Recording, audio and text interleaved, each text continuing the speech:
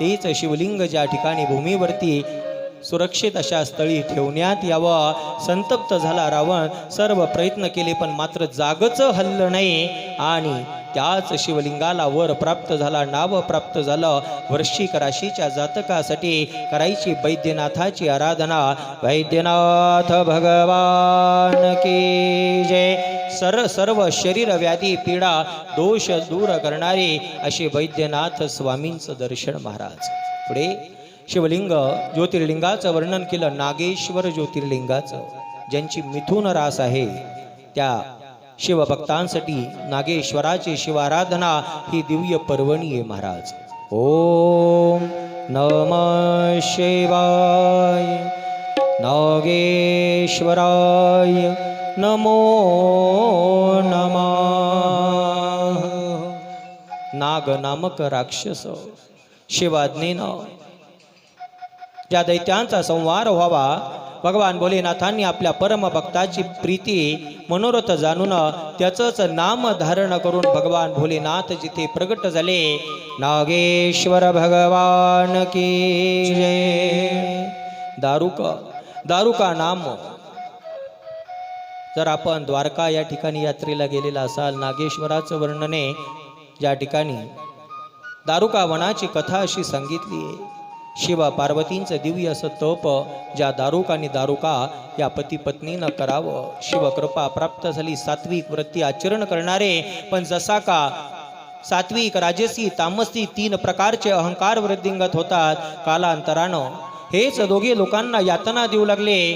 सर्व लोक जेथे औरवी ऋषींना शरण गेले, औरवींनी त्या राक्षस परिवाराला शाप दिला, तुम्ही जर यानंतर कुणाला यातना देताल तर तुम्ही मृत्युमुखी पडताल महाराज. सर्व राक्षस त्या समयाला दारुकीला शरण जावं. तिने पार्वती वरानुसार तेच दिव्य वन उचलावं आणि समुद्राच्या तटावरती नेऊन ठेवावं महाराज. काय प्रतापी पार्वती मातेची भक्त असलेल्या दारुकीचं वर्णन केलं. तिथे वास्तव्य करावं. भुकेची चिंता मात्र कायम होती. एक प्रसंग असा घडला, समुद्राच्या तीरावरती जिनं आपलं हे पूर्ण राज्य उचलावं आणावं, सर्व दैत्य जेथे वास करू लागले, त्याच समयाला एक सुप्रिय शिवभक्त जो नावेमध्ये बसून समुद्राच्या तटावून जात असताना सर्व दैत्यांनी त्या सुप्रियाला पाहावं, ज्याच्या भक्षणासाठी धावले. ज्याने ओम नमः शिवाय ओम नमः शिवाय महादेवांचं स्मरण करावं, सुप्रिय शिवभक्तावरती वार करणार. त्याच समयाला भगवान भोलेनाथांचं प्रागट्य दिव्य असं तेज जेथे प्रगट व्हावं, सर्वांचं रक्षण जेथे करावं, दैत्यापासून जेथे सर्व ऋषीमुनींचं रक्षण करावं, नागेश्वर शिव ज्योतिर्लिंगाची प्रस्थापना ज्या ठिकाणी प्रागट्य व्हावं. नागेंद्रहाराय त्रिलोचनाय भस्मांगरागाय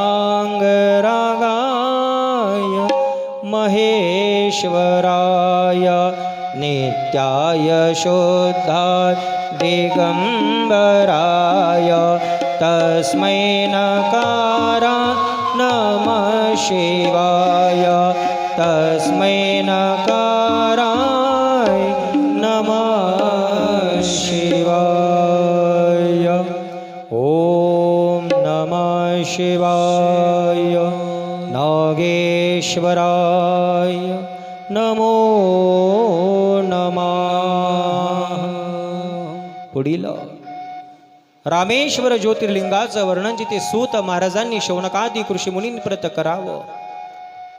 ज्या अधर्म प्रतिपालक असलेला भगवान भोलेनाथांचा भक्त जरी असला तरी मात्र शिव आज्ञेनं जो अवतार या भूमीवरती परब्रह्माचा झालेला होता, ज्याच्या पापाचा गडा भरलाय, अशा दुष्ट लंका नरेश रावणाच्या उद्धाराची वेळ जवळ आली. म्हणून परब्रह्म प्रभू श्री रामचंद्रांचं प्रागट्य भूमीवरती व्हावं. सर्व माया रामचरित मानसमध्ये सर्व अवताराचं वर्णन केलेलं आहे. आणि ज्या समयाला याच लंका नरेश रावणाच्या विनाशासाठी सर्व वानरांच्या साह्यानं प्रभू श्री रामचंद्रांनी लंकेच्या दिशेनं गमन करावं महाराज. आणि काल आपण मारुती रायाचा रुद्रावतार श्रवण करत असताना एक प्रसंग श्रवण केला.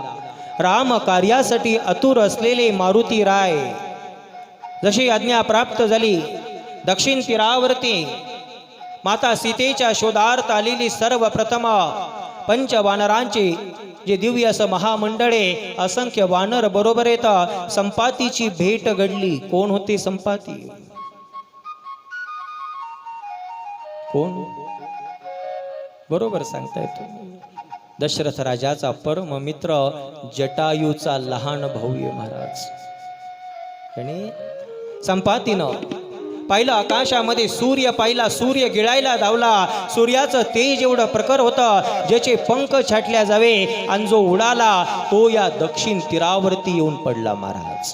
काय पाहिलं त्या संपातीनं? आज सर्व वानरांची टोळी जमली आहे आणि सर्व वानर रुदन करू लागले महाराज. का रुदन आहे? आम्ही तर अभिमानानं रामचंद्र प्रभूंच्या चरणाला वंदन करत प्रतिज्ञा केली सीता मातेचा शोध